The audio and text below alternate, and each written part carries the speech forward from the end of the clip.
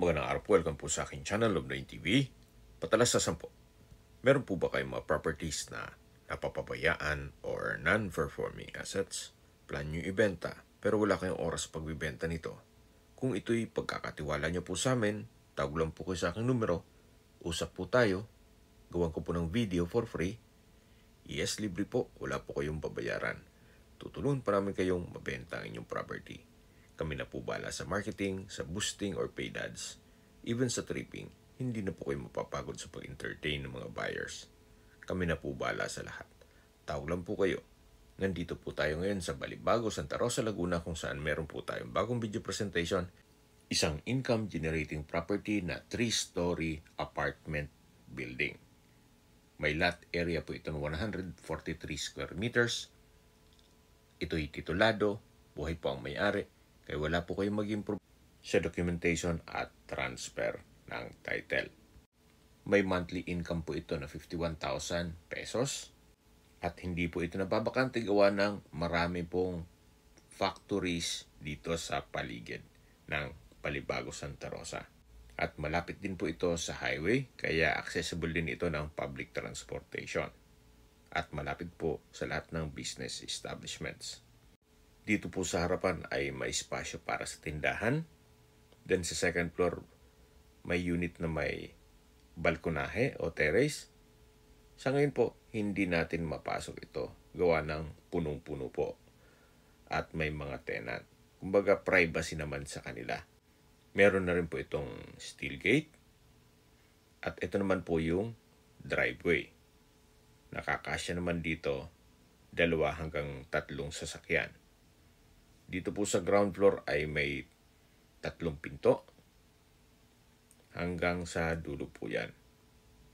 Pasensya na rin po kung medyo makalat at biglaan din po itong pag-video shoot. Hindi po naabisuhan ng mga tenant. At yung iba po, mga tulog pa, gawa ng night shift. So ito po yung hagdan. Then dito po sa pangalawang palapag ay meron din pong 3 pintuan o 3 unit na kung saan meron din pong mga nangungupahan o tenant.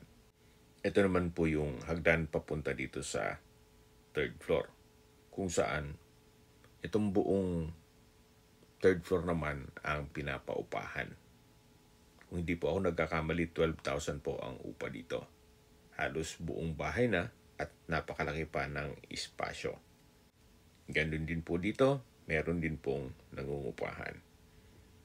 Kaya paumanhin po kung hindi natin ma-check yung loob nitong mga apartment. Pero upon tripping, siguro pwede tayong makisuyo na i-check natin yung loob nito. Halos lahat pong negosyo dito sa area ay mga apartment. Yan po matatanaw nyo yung mga building na yan. Puro paupahan. Gaya ng nasabi ko sa inyo kanina, ito po'y malapit sa mga factories dito sa Balibago, Santa Rosa. At malapit din sa bayan mismo. Sa mga nag-skip po ng video, summarize ko lang po. Ito pong 3-story na building o apartment building ay nasa Balibago, Santa Rosa. At may lot area na 143 square meters. Ito po'y titulado at income generating. Ang monthly income po is 51,000 pesos. Malapit po sa highway, kaya accessible ng public transportation. Ang kagandahan pa po dito, ito'y flood-free area. Sa distance, location at travel time portion na po tayo. Mula po sa National Highway, ang distance is 1.1 kilometers at ang travel time is 6 minutes.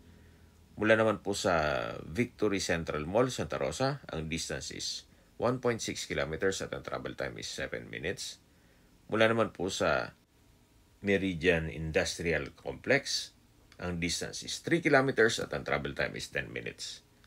Mula naman po sa Our Lady of Fatima University, ang distance is 6 kilometers at ang travel time ay 10 minutes.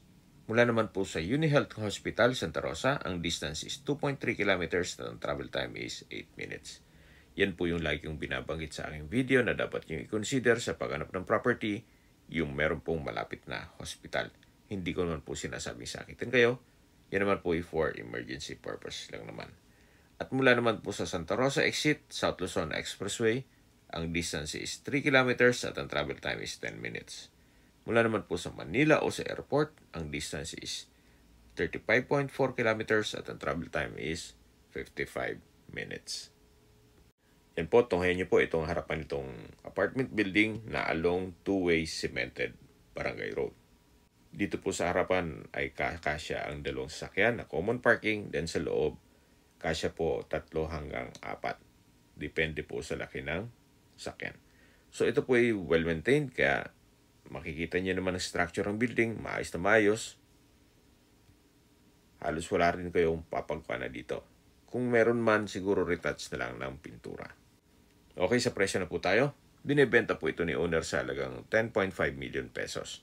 Kung may mga katanungan po kayo, tawag lang po kayo sa aking numero. At sa mga kababayan naman natin nasa ibang bansa, meron din po akong Telegram. Sa mga iPhone user naman, may iMessage. Meron din pong Imo, Skype, Viber at WhatsApp. Same number lang po, 0917-316-3399. Sa mga nagtatanong naman po ng aming Facebook, meron po aming Facebook page na Nov9TV at Facebook Reels Video. Meron din pong TikTok at Instagram. May ibang YouTube channel po kami gaya ng The Nov9TV channel at Nov9TV Listings. Sana po naibigyan nyo ang aming video presentation. Paki-like and subscribe na lang po sa aking channel para ma-update din po kayo sa aking future listings. Kung sakali po hanap nyo yung mas malaking sukat ng lupa, meron din po kami ibang listings na pwede nyong pagpilian. Huwag po kayo mo at willing tumawag sa amin, then let us know your budget para malaman namin kung anong property pwede namin ilok sa inyo. Sa lahat pong viewers, subscriber at nagtiwala po sa amin, salamat po sa suporta. Ingat po kayo lagi at yung pamilya. Maraming salamat po.